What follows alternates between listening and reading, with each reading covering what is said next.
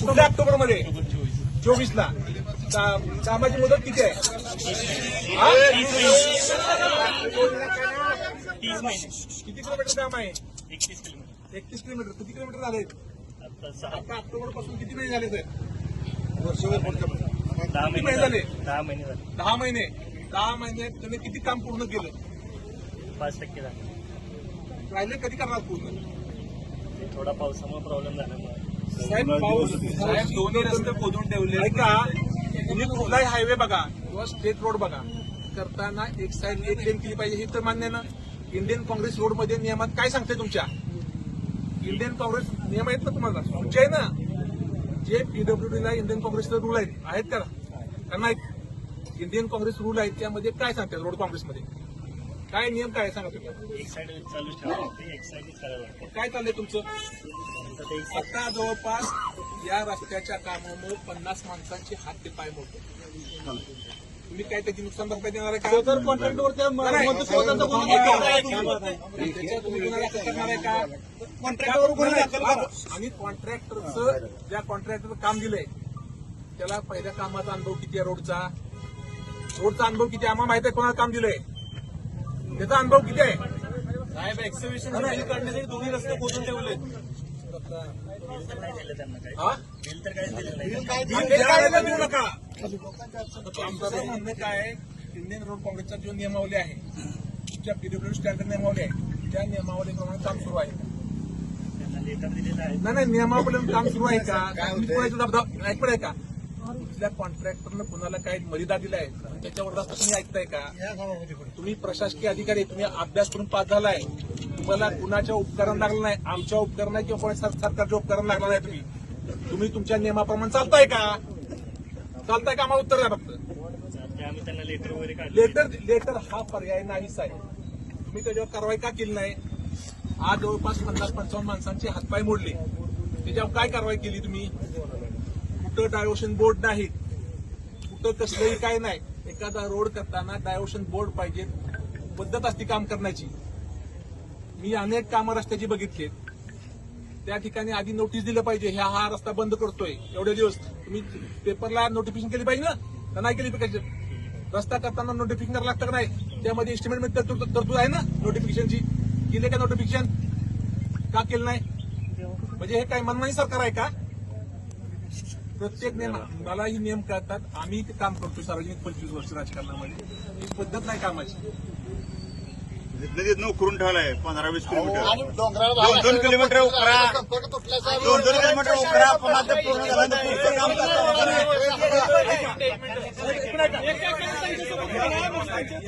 या रस्त्यानं सामान्य माणसाची वाहतूक असते, एसटी असते, मुलांच्या शाळा आहेत. शाळेचं नुकसान झालं मुलाचं, कुणी भरून देणार? एक वर्ष वाया गेलं, बंद आहे 3 महिने झालं. आहे का सुरू एसटी? विचारा. एक वर्ष वाया गेलं विद्यार्थ्याचं. त्याचं जबाबदार कोणी घेणार? एसटी बंद आहे. याचं काय डोंगराळ भाग असं संपर्क तुटलाय ना गावात. कसं जायचं? नाही मुलांच्या शाळेचं नुकसान झालं. एक वर्षाचं नुकसान झालं, त्याची जबाबदारी कोणी घेणार? विचारणार नाही. कॉन्ट्रॅक्टर घेणार का? बांधकाम अधिकारी घेणार का? लोकप्रतिनिधी घेणार? मग सातारचा इतिहास माहित आहे ना? ब्रिटिशांच्या विरुद्ध प्रतिसाद का केलं होतं? 300 वर्ष आम्हाला ब्रिटिशात घालवायला लागले. आता आम्हाला सोके यांच्या विरुद्ध, तुमच्या विरुद्ध आंदोलन करायला लागेल. अशी परिस्थिती तुम्ही या राज्यात निर्माण केलेली आहे. कायदा सुव्यवस्थेचे धजे आहेत, शैक्षणिक धजे आहे, शेतकऱ्याची अवस्था वाईट आहे, रस्त्यांची अवस्था वाईट आहे. साहेब तुम्ही अनेक तुम्ही प्रश्न, अनेक आमचे प्रश्न आहेत. रोडवर असेल कामासंदर्भात तर तू सांगत नाही का बाबा एक लाईन चालू ठेवली पाहिजे आपल्याला, एक लाईन कोण कामं असतं ते? कॉन्ट्रॅक्टर माता खटायचं. त्याने मन मानलं तसं खांदायचं का? मग सांगत नाहीत का? नाही साहेब, एका रस्त्याची कारवाई काय करणार? बरं का अध्यक्ष, एका रस्त्यावर चालू आहे, रस्ता उकरून ठेवले तर सगळीकडे ओरड आहे. 30 किलोमीटर अंतराचा रस्ता त्यांनी बंद ठेवलाय. 30 किलोमीटर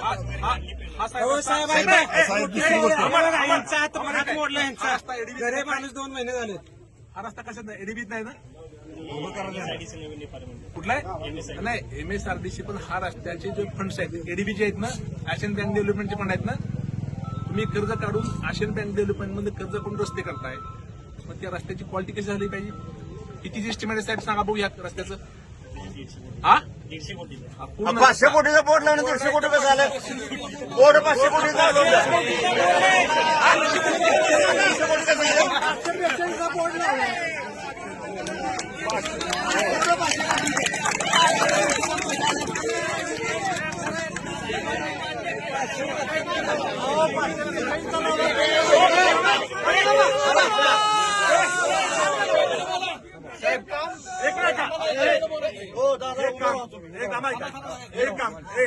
महाविकास आघाडी सरकार असताना एशियन बँक डेव्हलपमेंट मधनं 5,000 कोटी रुपये आले, ते आलेत का नाही सांगा महाराष्ट्राला? काही लेंथ घेतल्या.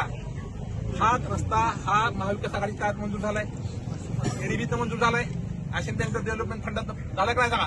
शिरोळ खंडाळा रस्ता आहे बरोबर का? त्या रस्त्याची लांबी पूर्ण धरली होती, परत कट केली. हा रस्ता पूर्ण 500 कोटीचं एडीबीत आम्ही त्यावेळेस सुचवला होता. एशियन बँक डेव्हलपमेंट फंडातनं ज्यावेळेला अॅन्युटी केली, अॅन्युटी स्कीम बंद केली तुम्ही, सेकंड फेज घेतलाच नाही, मग नवीन एडीबीतनं तुम्ही कामं सुरू केली बरोबर का?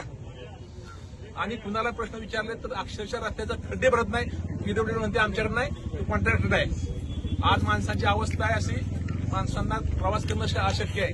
माणसं गाडीनं पडतात, हातपाय मोडतात. वयस्कर माणसांना किती त्रास झाला तुम्हाला माहित नाही. तुमच्याही घरामध्ये वयस्कर माणसं आहेत. हे समोर उदाहरण बघा की असे अनेक माणसं आहेत. ही जबाबदारी कोणी घ्यायची? हे कोणाकोणावर दाखल करायचा?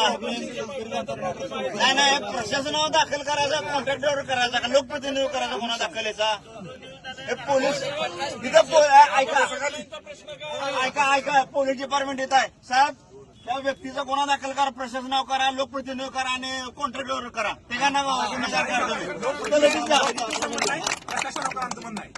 लोकप्रतिनिधी जबाब तेवढीच आहे. इथं भूमिपूजन करताना बोर्ड लावताना लोकप्रतिनिधी